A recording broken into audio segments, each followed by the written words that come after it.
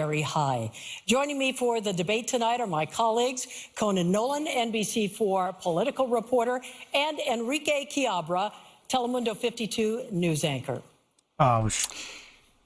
Streaming in 720. And we welcome tonight the 43rd mayor of the city of Los Angeles, the Honorable Karen Bass, and her two challengers, Nithya Raman, who is a member of the Los Angeles City Council District 4, and Spencer Pratt, a media entrepreneur and a former reality TV host. We'll be asking questions tonight on behalf of viewers and voters. We are proud to broadcast and stream this debate in English and Spanish on NBC4 and Telemundo 52 in partnership with LMU. All right, there are a couple of rules tonight. Each of the candidates will have 60 seconds to answer our questions, and then 30 seconds for rebuttals and or responses to follow. That is up to the discretion of the moderators here. If a candidate goes over their time, we'll give them a warning. Yeah, I'm also gonna watch the. Let me actually lower this. I'm also gonna watch the California governor's debate. Repeatedly, the candidates will get fewer questions. And of course, to our live audience here at the Skirball Center, please hold your applause. And of course, we're expecting a dignified debate. We can certainly no name calling, obviously. We're interested in some precision here, some effort at giving the people of the city of Los Angeles some specificity as to how you're going to handle some of these problems. And let's start with one. It gets to January 7th of last year. So, Mayor, this is for you. I know that you have apologized for being out of the country during those wildfires. But still, there are plenty of people who believe that the city let them down. The Los Angeles Fire Department, for some reason, didn't have a strike team or a brush unit where there had been a fire just days earlier and had been reports it was still smoldering. That appears to be inexcusable. LADWP had a reservoir that was dry.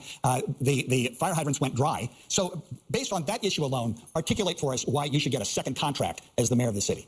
Absolutely. Well, first of all, thank you very much for the opportunity to speak with you. You know, when I took over as mayor, LA was definitely facing an awful lot of tough problems. And obviously, January 7th was horrible. And as I have told you before, it was one of the worst moments of my life to not be here when my city needed me. It didn't matter where I was or why I was away. To me, it reminds me of like if you're away and a family member is in an accident. But I think that I deserve a second term, and I'm going to fight for that because we have made significant progress in a variety of areas. For example, homelessness was going up year after year. And under my watch, it is the first time we've had a decrease in street homelessness. While it went up in the country, 18%, it came down in Los Angeles, 17.5%. I have expedited the building of housing because our number one issue in this city is affordability. And one of the main drivers for affordability is housing. Right, so let me follow up on the fires, though. One gets the impression, based on what we saw, that you prioritized wages and benefits, a hike in the salaries of the firefighters union over the operations budget. We saw those pictures of those engines that were inoperable because they didn't have enough mechanics to fix them. Well, was that a mistake? Explain that decision. Let me just say, first of all, the primary problem there was that the chief sent home 1,000 firefighters. We actually had fire trucks with not enough firefighters there. So yes, there were fire trucks that were broken, but there were also fire trucks that were out of use because she had sent the firefighters home. You are correct. There was supposed to have been deployment and pre-deployment in the area. That did not happen. But the same way that LA was not prepared, neither was the county. Thank you, Mayor. Mayor Bass, Mr. Pratt, this question's for you. Yeah, that's when the fires were happening. Yeah, let me lower the speed of it. But yeah, the fires and the Palisades and then what was it? Altadena.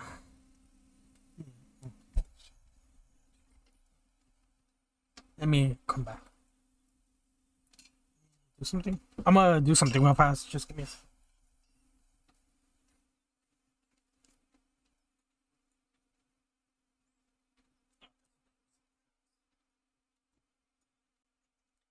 Sorry about that. I'm just checking my house.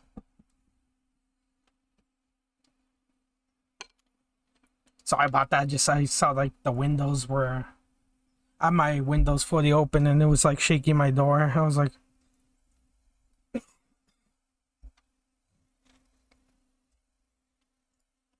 Your desire to run for office, for mayor of Los Angeles, really born of your own experience. You lost your home in the fire, you lost your neighborhood. How does that really color your view of what needs to happen at this point, and how does that help others moving forward?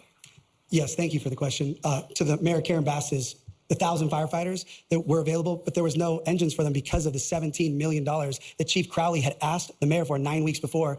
and Mayor Karen Bass denied it. So they may have been available, but they didn't have the equipment they needed. Not to mention Janice Quinones, who Mayor Karen Bass put into her position of power at the LA DWP. She drained both of these reservoirs that these firefighters needed to put out these fires. A lot of people talk about climate change and hurricane force winds. The winds in the Pacific Palisades never reached higher than 40 miles per hour. For those first 6 hours, they didn't go above 27 miles per hour. So without those two reservoirs filled with 117 million gallons and 5 million gallons, these firefighters had to fly all the way to Malibu and Encino to get water. So that, to me, is the most dangerous thing that the mayor put us up against. Mr. Pratt, a follow-up here, though. What would you do moving forward that would make this better 2 years from now if we face the same situation? Well, first off, as mayor, I will never drain the reservoirs that we need for wildfire protection. There's this conspiracy now that they're empty, that they were for drinking water. But if you research it, they were actually made for wildfire protection. As mayor, I'm going to add 20 dip sites all around the communities connecting to pools. So God forbid the water system goes down again, these dip sites that will be connected to individuals' pools will fill up for the helicopters to have water. Mayor Bass, do you have a response to Yeah, that? absolutely. He's saying several things that are completely inaccurate. First of all, there was one reservoir that was out of commission. He is correct. A million years ago, it was for wildfires, but over the last 30, 40 years, it's been for drinking water. He talked about the winds. That is just completely inaccurate. If that were accurate, then the planes would have been able to fly.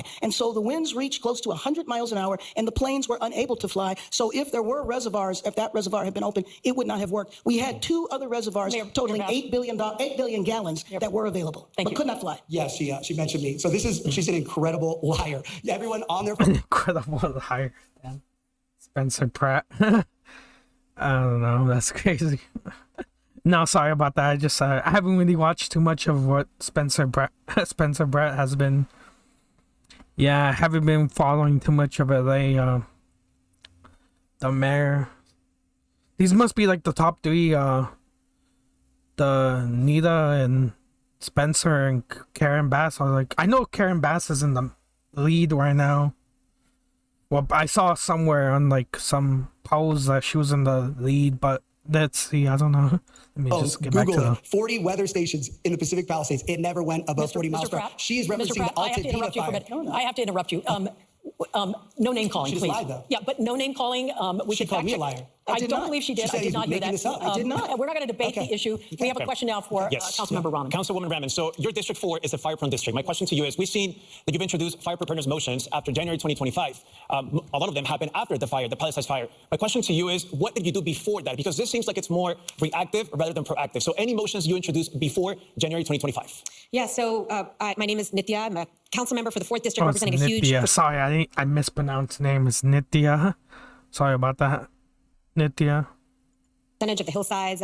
For those of you who haven't met me before, I'm a mother of young twins. I'm an urban planner by training, and I've been in this role for about 5 years. And in my role as a council member for a hillside area, we have to do a lot of work preparing for really extreme weather. Before rainy seasons, actually in the past, mudslides have been the biggest issue in my district. Entire homes have gone off of their foundations, and we go in advance and make sure that traps are cleared, that areas are available for flood and clearing. We do brush clearance and make sure that all of the departments and all of the interjurisdictional areas that are supposed to be doing brush clearance are actually doing that work.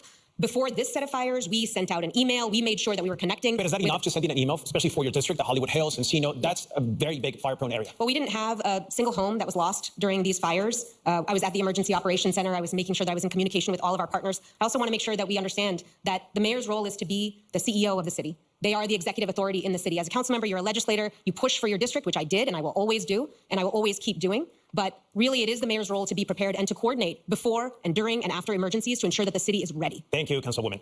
As I said, we have a lot of topics to cover tonight. The next one is public safety.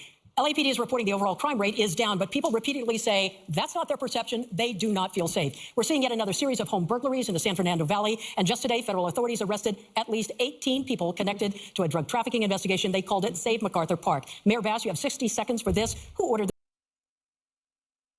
Yeah, it's been like yeah, I just said like it's like I think it's one of the number one issues is safety and like well, other than like home prices and the cost of rent and how like the housing issue, but yeah, the safety of like yeah, just yeah, safety is like should be number one.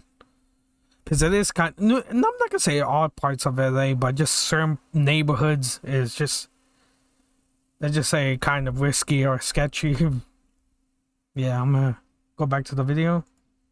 this operation with the feds? Is it a sign that our communities are not safe? No, actually, that operation was ordered by the feds. However, we have been working in collaboration because we were very well aware of the drug dealing that was taking place there. We have used a comprehensive approach when it comes to MacArthur Park. Multiple things are needed. And so what happened a couple of hours ago was an action that had been in the works for many, many years. But let me just say, or many, many months, let me just say also that that Los Angeles is understaffed in terms of LAPD for the nation's second largest city. And so I have been fighting to hire more officers. Unfortunately, I have not had the cooperation from the city council, including, unfortunately, my colleague next to me, who has voted repeatedly against hiring officers, including when we were finally able to increase the class size and the council would not fund it. What is in my current budget now is 512 officers, which still is not enough. At least that will deal with attrition. We cannot shrink our department. Councilmember Rahman, you have 30 seconds to respond to that. You know, I've supported multiple budgets, thoughtful budgets that maintained and sometimes even increased the size of the police force. I did vote against a big contract, a contract that gave the police union more money than the city had. A contract and its knock-on effects, which ultimately led to the city having $1 billion budget deficit last year. That led to us having to cut essential services across the entire city. If you're wondering why your streetlights are out on your block and the Bureau of Street Lighting is telling you that it's taking a year to fix a streetlight, that's why. Councilmember Rahman, thank you. Mr. Pratt. Yeah, I seen over that like for it's gonna be mentioned, but yeah, the LAPD and the Los Angeles Sheriff's Department, their force isn't that big. So well, it's big, but they're missing a lot of. They need to start hiring more officers for the LAPD and the LA sheriffs. Yeah, so it's been low. The numbers have been low.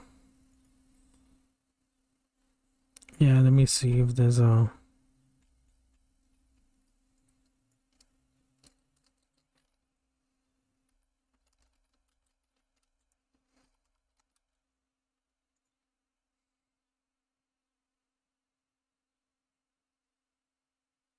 Well, I'm just seeing a stat that says they wanna do a plan to 4.4 million for the LAPD to hire 410 officers for the end of 2026.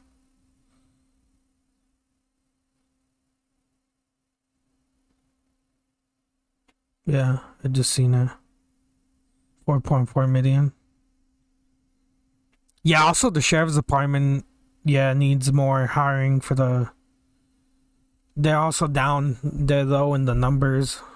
Yeah, because we're big.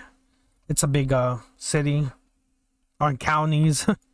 There were 100 LAPD officers working with the feds today. Your response to what went down in MacArthur Park? It's unbelievable. I hope we have the FBI, the DEA, the CDC, the ATF. The more resources we can make the streets of LA safe with federal money, amazing. I talk to thousands of moms a week. They do not feel safe in the street. No matter what these crime statistics are telling anybody, it's not how people feel on the street. There's a difference between people reporting crime and feeling unsafe on the street. And with Councilwoman Rahman, people are more concerned about getting stabbed in the street than the lights being out. So I think Mayor Bass funding the police was important, actually. Mr. Pratt, I have a follow-up question for all of you here. You did Langer's mention Deli. me, so do I get to respond to that? Just a moment. This is a response to some of that. Langer's Deli, which, as you all know, is a staple of downtown Los Angeles, is asking all of you on the stage right now to end the Needle Run giveaway program. So my question, Mayor, first of all to you, yes or no? It's run by the city-run Needle program. Right. Yes or no? Yes. Councilmember Rahman. No. Mr. Pratt. Absolutely no needles and pipes for drug addicts on the street, ever. Got it. I'll take that as a yes. Sorry. So Go ahead. You have 30 seconds. Well, I did want to say in response to this question that the way you address homelessness, the way you address people living on the street is by bringing them off the streets and indoors. I think we need to absolutely invest in shelter. We need to invest in services. We need to actually get people off the streets for people to be safe. That's what I've done in my district. We've had a 54% reduction in tents and encampments in Council District 4 just over 3 years. And I'm very, very proud of those results. That's how you achieve real public safety outcomes. That's how you ensure that the people of Los Angeles are safe. So, Mr. Pratt, the chief of police said the other day that he doesn't think we're going to have enough officers for LA 2028. Now, the federal government's responsible for security for the Olympics, but LAPD is part of that. Plus, you have to patrol the rest of the city. Hiring more officers is expensive. It's extraordinarily so in many cases. Yeah, 4.4 million they're gonna spend to hire off. Yeah, in 2028 there's gonna be the Olympics in LA, and this year it's something. I think it's the World Cup, the FIFA World Cup. So yeah, there's gonna be a huge event in LA. I don't know exactly where they're doing it. FIFA. I forgot what stadium it is.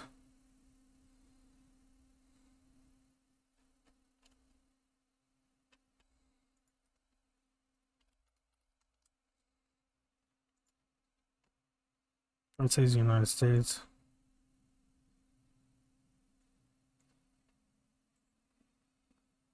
Atlanta, Boston, Kansas City. They might do it in Inglewood because most of the events they do in Los Angeles. It's most of the time it's in the SoFi, in Inglewood. 8 matches. Down in Inglewood. What's your strategy for getting more people, recruiting more officers and paying for them? You know, it's more expensive than hiring them is overtime, because that's what these salaries for the fire department that everyone's complaining about. Everyone's understaffed. So first off, I'm going to bring hiring back to the LAPD. Right now, the LAPD is hired by the same people that hire sanitation, and we need to bring it back like it was 20 plus years ago so that police hire police, and we need a 10-year plan. It's going to take 10 years to get to the 12,500 officers that we need, and that needs to be a priority. Our sheriff's partner, they're the same size. They have $1 billion more budget for the same size. So this idea that Councilwoman Rahman keeps saying that the police department is overfunded, public safety should be our #1 priority. And we're going to find all this money when we stop her useless open bed plans that actually doesn't put drug addicts in these housing that we're spending billions of dollars. And we're going to actually start checking where this money is going. Not to mention, when you get rid of all the drug addicts off the street, the police won't be responding to the drug addicts all day long. Thank you. Councilwoman, you can respond. You know, I have not argued against paying police officers what they're worth. They do some of the hardest jobs in our city, and all of our city employees deserve a living wage. They deserve to be paid. What I am arguing against is bad fiscal management, which is what has gotten the city of Los Angeles into this moment. The police union is the most powerful force in LA city politics, and when you give contracts to people because they are going to fund your campaigns, and by the way, I'm the only person on the stage that is being spent against because I had the courage to speak out about bad budget decisions. Thank you, Councilwoman. That is what happens. Appreciate that. We're going to stay with you, Councilwoman Brennan. So you've said, even last night you said it, that you're okay with the current staffing levels at LAPD. My question to you, people say that's just ridiculous, it's not enough, we need more officers. My question to you is, what do you tell people, especially victims, who say the city has let them down? Yeah, and I think this is a very real issue. The city's most important response is public safety. It is so important to be on the Yeah, it's like the #1 issue. Yeah, they should be hiring more. Yeah, I don't blame the back in 2020 there was that defund of, I don't know if maybe there was less hiring when the whole 2020 BLM riots happened, which that was 6 years ago now. Damn, time flies when the whole BLM riots happened in parts of the cities, in parts of Los Angeles. Yeah, I don't know. There was not a good look on LAPD and the sheriffs.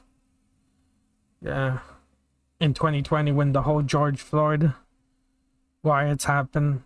Yeah, but I don't know. Maybe I know it's been going down of how many LAPD and sheriffs they've been hiring. So let me just get back to the mother video. of young children. The safety of people in Los Angeles is absolutely essential. But that's why I think we have to start getting honest with people about how we're actually going to respond to public safety needs. How will we make sure that when they call for help, someone picks up the phone at 911 and someone comes when they call, the right person comes when they call. Right now, we have not built out that system because we have funded more police officers but haven't been able to hire. Our police force is actually shrinking. We have shrunk right now. So no more officers? Stay the same? What are you saying? I would love to keep it the same. We've funded them more. The police force has been shrinking. So let's get real about how we actually deliver public safety outcomes. I'm going to work as hard as I can to maintain our police force where it is, but we also need to make sure that we build out responses that can actually take call load off of LA. They should see if they do something like what Mandami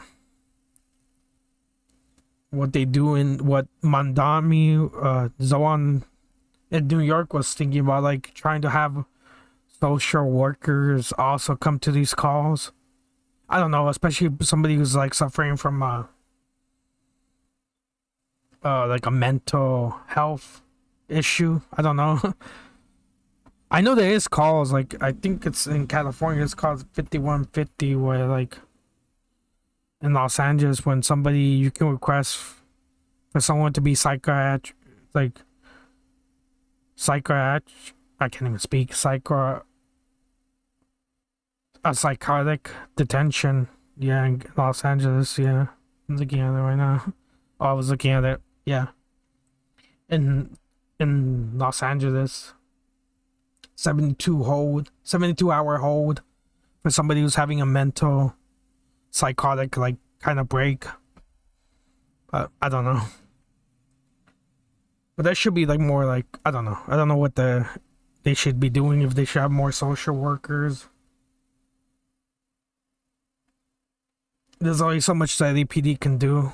PD. So many calls that are coming into LAPD do not require armed officer response. Let's take call load off of them, Thank you, and let's Councilmember. make sure that police can come when people call. Your time is up. Quick reply, Mayor Yes, Bass. let me just say that unfortunately, my colleague has contradicted herself because on the one hand, she says that if you pay officers what they need, then we're going to bankrupt the city. And then on the other hand, she doesn't understand that frankly, we have to pay the officers, had to give them a raise, had to expand recruitment because officers were going to other cities. We were not competitive. We have to make a decision. And frankly, my job as mayor, my number one job is to keep LA you, Mayor safe. Bass. And we can't keep LA safe with Thank the you. size of the Your time problem we is have up. now. Thank you. We're going to talk about homelessness. 4 years ago, when we did a debate, it was the number one topic. It is right up there again.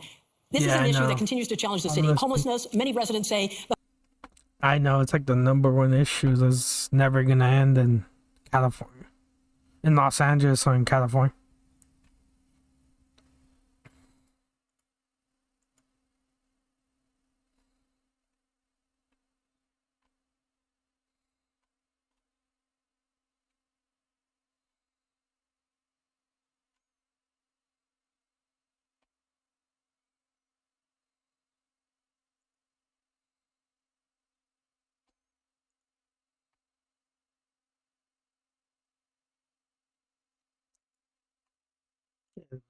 homeless in their neighborhoods make them feel unsafe. They feel the homeless have more rights than the residents do. So these are 2 yes or no questions for each of you.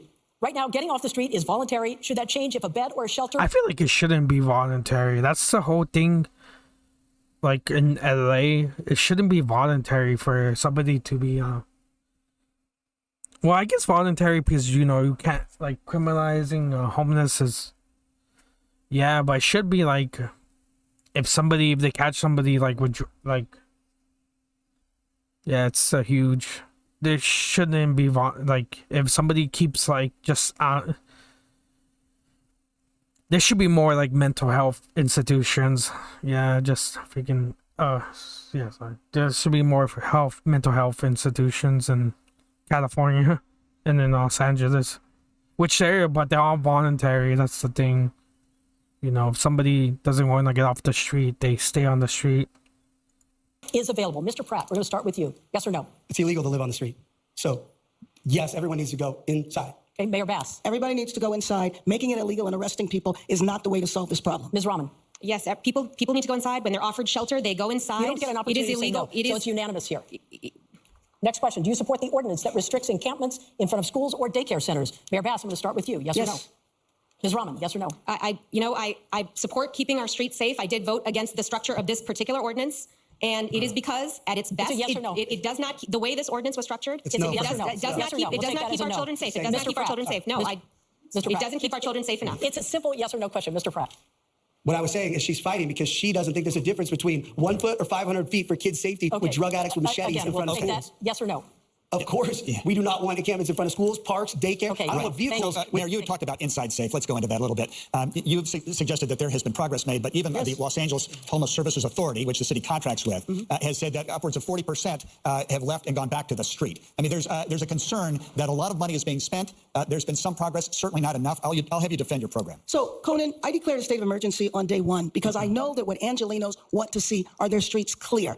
Inside Safe is the only citywide program that we have had that has reduced homelessness 2 years in a row. Prior to that, there was no citywide strategy, and homelessness was going up year after year. We need to have an entirely new system that is frankly independent in the city of Los Angeles because we need to build out services once we get people off the street. The same report also said that 60% of the people in Inside Safe stay inside. So it is a program that is working. Absolutely, does it need to be better? Does it need to be more cost effective? And we're working on that right now by building temporary structures on city-owned property. We can do this, Los Angeles. We have been doing it for the last 3 years, and it's the first time homelessness has gone down. Councilmember Rahman, so you promised to clear half of the encampments by the Olympics and all of it by the end of your term if you get elected. Yes. My question to you, you've been in the city council for 5 years. Why are we barely seeing this plan yesterday? I think it was posted on your Instagram. And is this realistic? Absolutely, it's realistic, and it's realistic because I've done it in my own district. This is exactly the plan that I've operationalized in my district to get a 54% reduction in tents and 5 encampments years? in my district So in 5 3 years. years. Okay. In 3 years, yes. And I am one council member and proposing a plan for an entire city at this time. It is absolutely realistic. But what I want to go back to is the idea that we are satisfied with our homelessness system right now. I don't think anybody in Los Angeles right now can say that we are satisfied with spending extraordinary amounts of money on our homelessness response and getting only incremental progress in response. I want to change that. Let's use the dollars that we're spending. Let's actually build out a real system that can get as many people. Yeah, they have to think about the whole, like, in LA.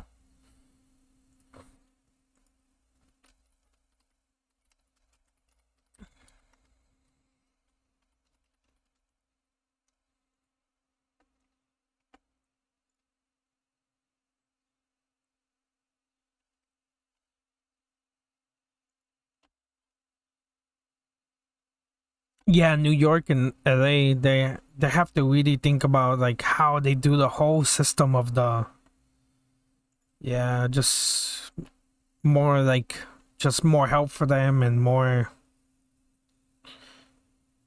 yeah, just yeah, more help for them, more services to help them to get treated for like addiction to alcohol and drugs.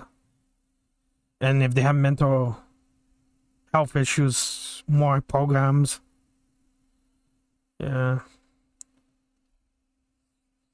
Just get them off the streets into shelter. Well, even though like a lot of these people, they don't want to get into shelters because these shelters are not that good. So they have to see how they fix the whole shelter system. And yeah, because I've talked to a lot of people on the street, like of home, like, and they always say, oh, it's not that safe in these shelters, which is kind of true. That's why they don't want to stay at the shelters, because they feel unsafe. Well, some of them. So that's why they end up back in the streets. But you never know. I don't know. It's not an easy answer.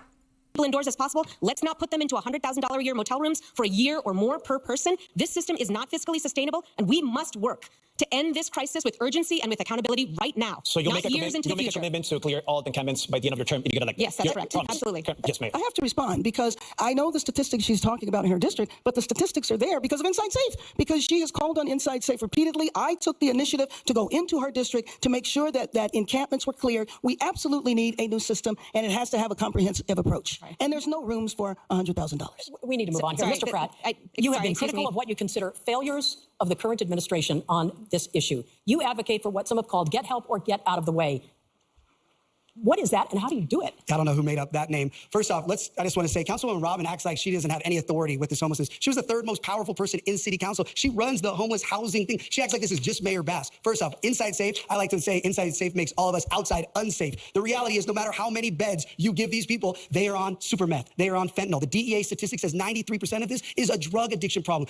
Nithya, Councilwoman Robin's plan for treatment first, I will go below the Harbor Freeway tomorrow with her, and we can find some of these people she's going to offer treatment for. She's going to get stabbed in the neck. These people do not want a bed. They want fentanyl or super meth. These ideas cost us over $400 million to house for 70, what did you say, 3,000 people for $400 million? This is an absolute failure for both of them. They're a team.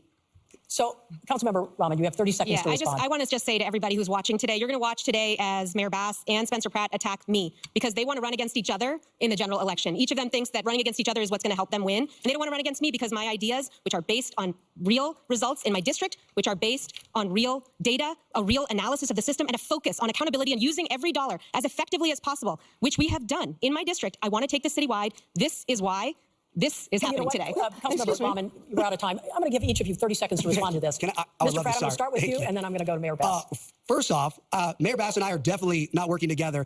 I blame this person for burning my house and my parents' house and my town and all my neighbors down. I am not working with Mayor Bass. Second off, if I want to run against anybody, it would be the council member who is terrible. Mayor Bass has at least been a mayor for almost 4 years and has, as she talked about earlier, the unions, all the unions endorse Mayor Bass. You think it's easier to run against the incumbent mayor with all the unions or a random city council member who's been a failure for 6 years? I would much rather run against Councilwoman Rahman. Thank you very much. Thank you very much, Mr. Pratt. So Mayor, though, specifically, there's a lot of money, billions that are spent on the homeless and veterans. Yes. A lot of that money goes to 501c3s and nonprofits. Now we're hearing the Department of Justice has a lawsuit against the director of Abundant Blessings, $23 million they allege that was siphoned. Project Home Key, I believe, not a statewide project, two real estate developers accused of siphoning off $40 million. There's a perception that we don't know where the money's going, and that we have, the legislative analyst in Sacramento said there are $26 billion in state funds. We're not sure if that did any good. So how can we have confidence that the investment we are making in the future is not going into the pocket of some director who will end up in federal court. First of all, I don't think it's shocking that you do find corruption in big programs like this, and I think it is extremely important to hold them completely accountable. But I will just say that for the first time, we've had a reduction of homelessness 2 years in a row because of policies that I have put in place. I also believe we need to have an overhaul of the system, but I can tell you that streets that we have cleared, crime is down, firefighters don't have to go out. Firefighters spend 30% of their time putting out fires that are related to homelessness. Businesses are able to have customers. Kids are able to walk to school, and parents without navigating tents. That's what I would say. But I have to say about my colleague here is that, yes, she is a member of City Council. She chairs the Homelessness Committee, but she also, in order to get anything passed in City Council, she has to build an alliance with her colleagues. And she has not been successful in doing that, which is why she has not been able to pass Mayor the Bass, your policies time is up. that she's talking about. Thank you. Councilmember Raman, so this also happened under your watch. Your plan calls for fully staffing the Bureau of Homelessness Oversight, which Yes. the City Council established under your leadership. So the question is, why is it not fully staffed as we speak right now? It's not, I, as part of my efforts to create accountability on homelessness, I've been pushing for greater oversight within the city. Right now in the city, there is no one who is watching our dollars. There's no one, even as we're spending hundreds of millions of dollars every year, there is no accountability in the city. There's no staff at the city that are making sure that every single dollar that you are spending, your tax dollars, are going to the issue of homelessness. People are not watching to make sure those are going towards outcomes. They're not watching to make sure that every dollar is being spent appropriately. That is because the city has not invested in oversight. I've been pushing for exactly that oversight. I created the first... Yeah, there should be like oversight and like audits and of these like non-profit like or city-owned programs, like non-profit. These like and I'm not gonna say all these non-profit. Yeah, just they found that like one. I know they arrested some lady with like some person of a non-profit homeless group and was taking all of the money. So they have to just do audits of the federal government or the city government on checking what they're spending the money on. Yep.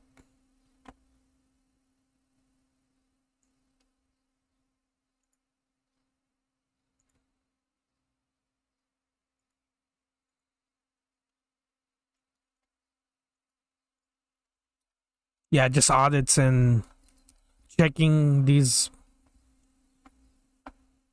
audits on like these homeless programs and just and these nonprofits who do work with the homeless. Because there was that one case like a year ago that they arrested a woman who was cashing in on the money, but there was no fixing it. So get back to the video. Data around performance that the city had because I pushed and it happened. I established the Bureau of Homelessness Oversight through my powers as a council member. But the mayor is the executive of the city. She has the power to move departments to hire and to build out the staffing. A year after this was established, no new staff members have been hired for this. No leadership has been hired. Thank you. No Time one. is up. Thank you. Mr. Pratt, this next question is for you. You have 60 seconds. Mayor Bass would like to respond. I don't know if you heard. Do we have the time? No, I'm just... No, go ahead, Mayor. Well, thank you. Let me just say that the bureau that the councilwoman is referring to is being staffed. Half the staff are there now. And we have been reducing homelessness again for the first time and building out a system that needs to be built. The problem with my colleague, though, and I appreciate your interest in data and all of that, that is important. But I believe it was important to act in this city. Angelenos do not want to see encampments on their street. Thank you, Mayor. Sorry. Okay, Mr. Pratt. Mr. Pratt. Thank you for directing traffic up here. We appreciate it. How does your professional experience qualify you to make sure and to oversee a budget the size of LA's $14 billion budget? We know you're passionate about what you're doing. We know you're an entrepreneur. But this is a $14 billion budget. What kind of experience do you bring to the table for that?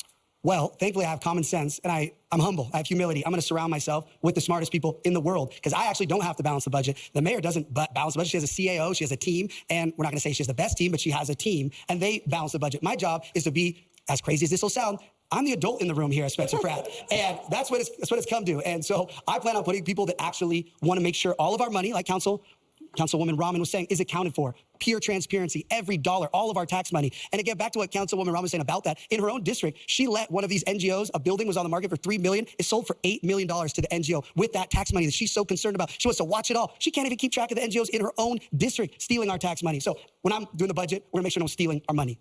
Councilmember Rahman, do you have a response for that? I'm not sure what specific building Spencer Pratt is referring to, but post a link after I will the also just debate. say that we have pushed extremely hard to build the oversight system, so much so that I had to go out and get philanthropic support to create the data for performance oversight and accountability at the city. The city was refusing to put our dollars and our people towards it. This is important. Your tax dollars deserve to be watched. You deserve a system that responds to you with We responsibility. should be holding this tax system, what the city spends their money on, especially just what the city spends it on. Accountability. That's what I want to establish. Ms. Robin, thank you. Accountability. And Mayor Vast, do you have a response to that as well? Sure. Again, what I have done in my watch is reduced homelessness for the first time 2 years in a row. We absolutely need a system that is able to provide services to people. It has been woefully unacceptable what has been happening so far. I feel we're moving in the right direction, and under my watch, we will continue to do that because we need to make comprehensive changes to what has been going on for so many years before, frankly, either of us arrived. Thank you, Mayor. We have a question from a student from the Harvard of the West, Loyola Marymount University. Your name, your major, and what year are you? And your question. Good evening. My name is John Kasabian. I am a senior urban and environmental studies major. My question for you is that Los Angeles remains one of the most unaffordable regions in the nation. If elected, what is one housing policy you would implement immediately or change? Mayor, we'll start with you. Yes, the housing policy that I did implement immediately. After I declared a state of emergency around homelessness, I expedited the building. 42,000 units are being fast-tracked for affordable housing. We have another 43,000 units that are potential with our adaptive reuse, which means you can change office buildings into housing. We also changed the zoning codes, so we have the potential for another 500,000 units. I know that one of the primary drivers for the lack of affordability in our city is housing. And Yeah, I know, affordable housing or just housing, more building. It's because of all the zoning.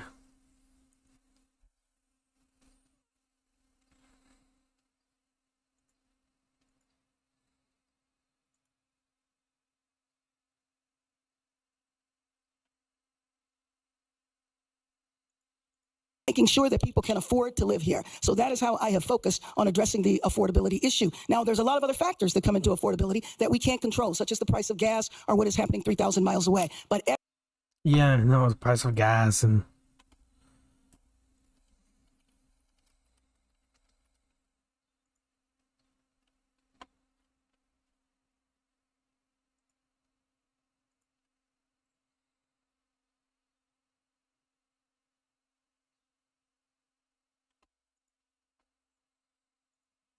every single thing we can do, rent stabilization, reducing the price of rent, eviction prevention. I started the mayor's fund that allows us to do that. Thank you, Mayor. Councilwoman. Thank you for that question. This is one of the driving factors behind my candidacy and the work that I want to do. The cost of housing is driving young families out of the city. It's driving young people out of the city. It is making this into a city that is no longer one of opportunity, and it is not central to anyone else's agenda on this stage except for mine. Oh. The mayor has not had a deputy mayor of housing during a housing crisis for the last 2 years. The ED1 program has entitled 42,000 units, but only 14% of them are actually under construction. What we need to do is make sure that the city gets out of the way. Right now, on average, the city takes over 1.5 years to approve multifamily housing, apartments, exactly the kind of housing that we desperately need in order to bring prices down. Why is the city standing in the way? As mayor, I will take my executive authority over the departments and ensure that they respond to new apartment applications within 60 days if they are zoning compliant so that we can build exactly the kind of housing that will make this into a city of opportunity again. Ms. Rahman, thank you. Mr. Pratt, you have 60 seconds. She also mentioned me. She did. I heard it. See how nice they are being to each other? She's a nice person, actually. That's good Go to ahead, know. Mayor. Well, first of all, I disagree in terms of how much time it takes to go through the process. We have cut red tape so you can go through much quicker than that. The 42,000 units of housing that are being fast-tracked, 6,000 of those units are actively under construction, but there are definitely other factors that have weighed into that. And some of the factors are the price of construction materials, just the general economy, and we are doing everything we can to make sure that we are able to fast-track. well, the whole thing in the day is it's like the zoning things. I guess the construction things too, but the zoning. I know in the day in New York City, it's all about the zoning stuff, so that's why it's so annoying for people to. The whole building of the houses here, it's the zoning issues for the environmental stuff. I'm gonna go use the restroom. I'll be back. Like I'm gonna turn off my camera for like 1 second. I'm gonna be back right now.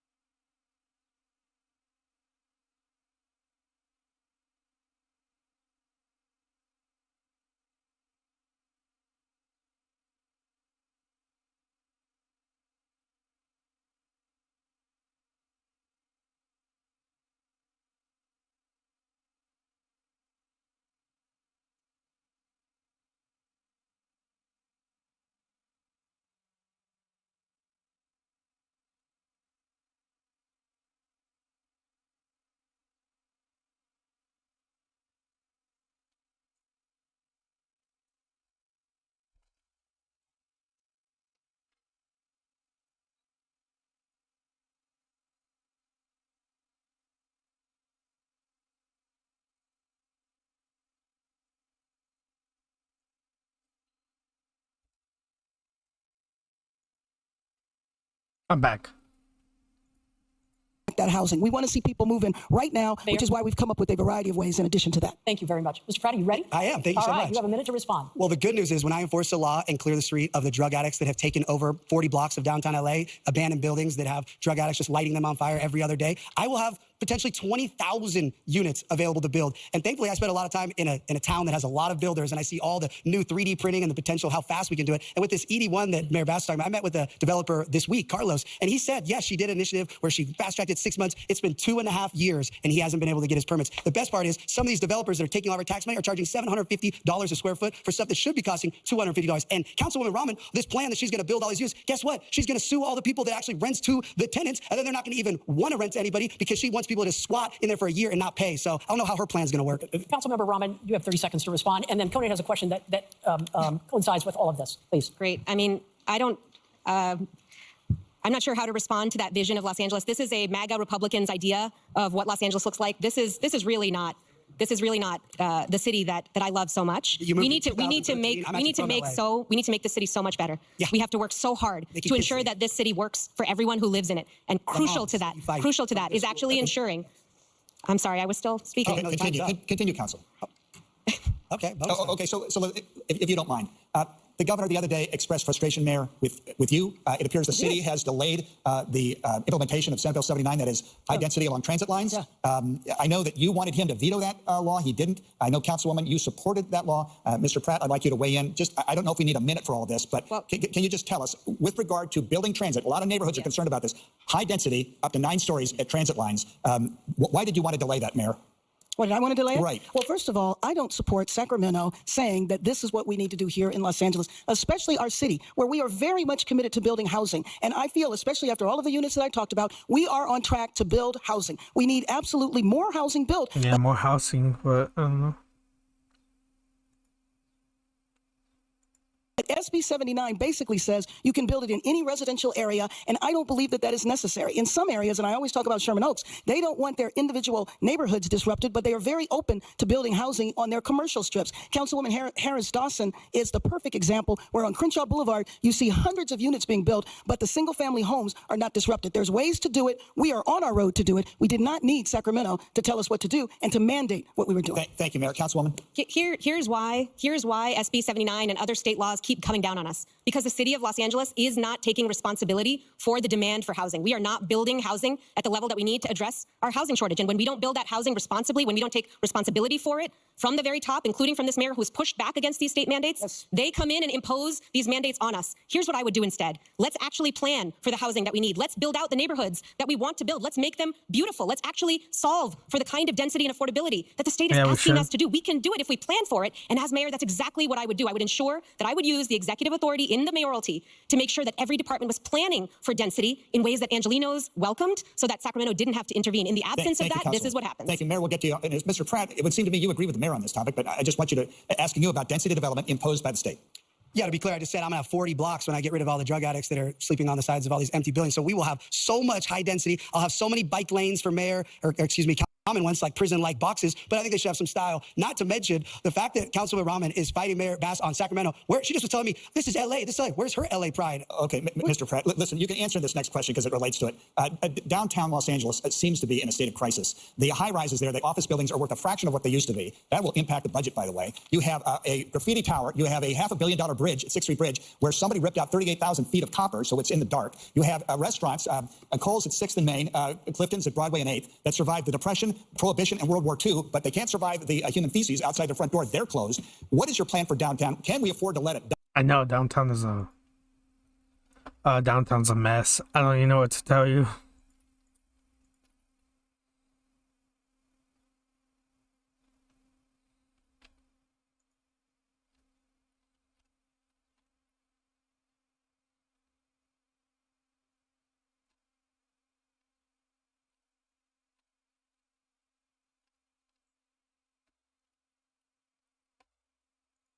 I'm only gonna do this. I'm only gonna watch the LA Mayor thing because I have to go. I have to get going. I have to go do an errand. So I'm gonna come back for the governor's debate in like another hour. I'll be back after. I'm gonna just watch this.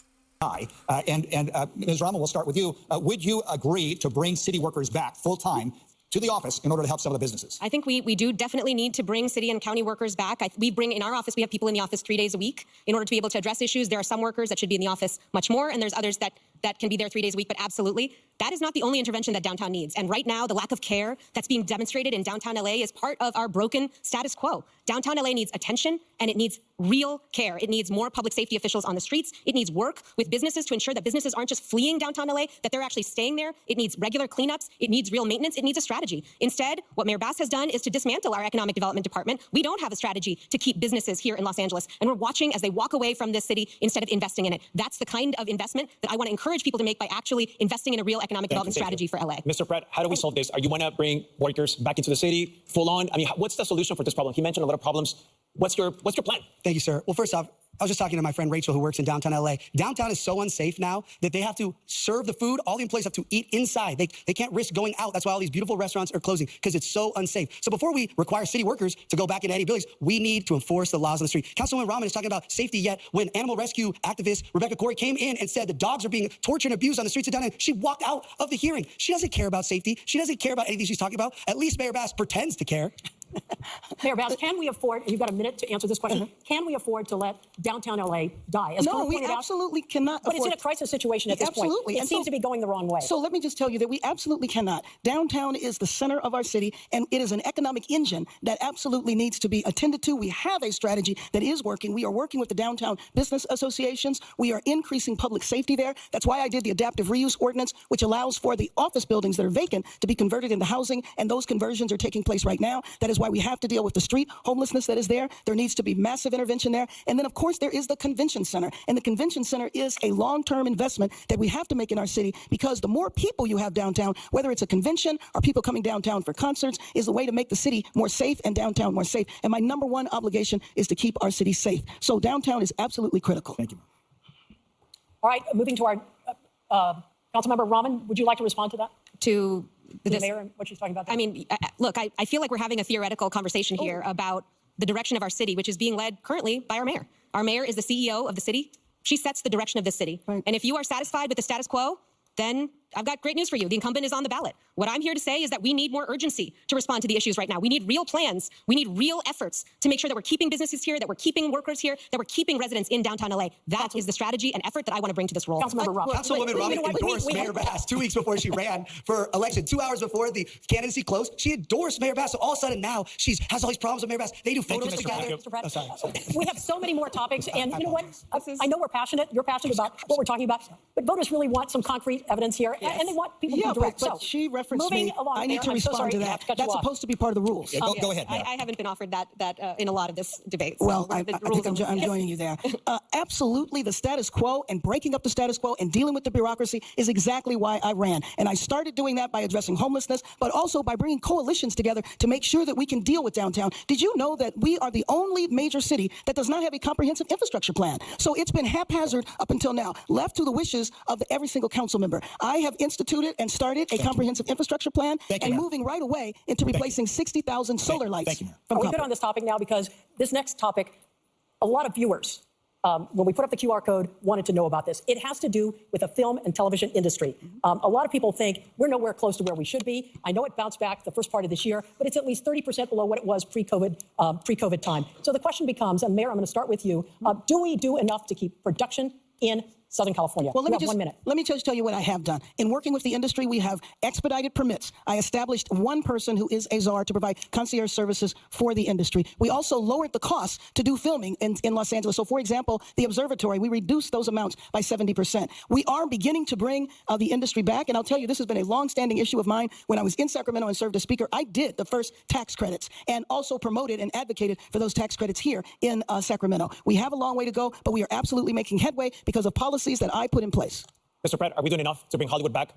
Absolutely not. And that's great. Mayor Bass did those credits back in the day. But we don't have tax credits that even Massachusetts has better tax credits than Hollywood. We needed a mayor 3 years ago that was going to Sacramento and fighting the governor to get uncapped tax credits. We need post-production tax credits. And Councilwoman Rahman will tell you, my husband's a producer, blah, blah, blah. The reality is she's been in power for 5 years. Now all of a sudden she has these tweets and these posts and she's doing Substacks. Both of these people have been the reason why there's no more Hollywood. Not to mention, even if they do, these things, we're still gonna have drug addicts all over the street because they're treatment first, open beds, not mandatory treatment. Do you know I talk to producers? They have to pay gang members right now to keep the streets safe, to go film anything on the streets of LA. So absolutely no, these two politicians have failed Hollywood times 1,000.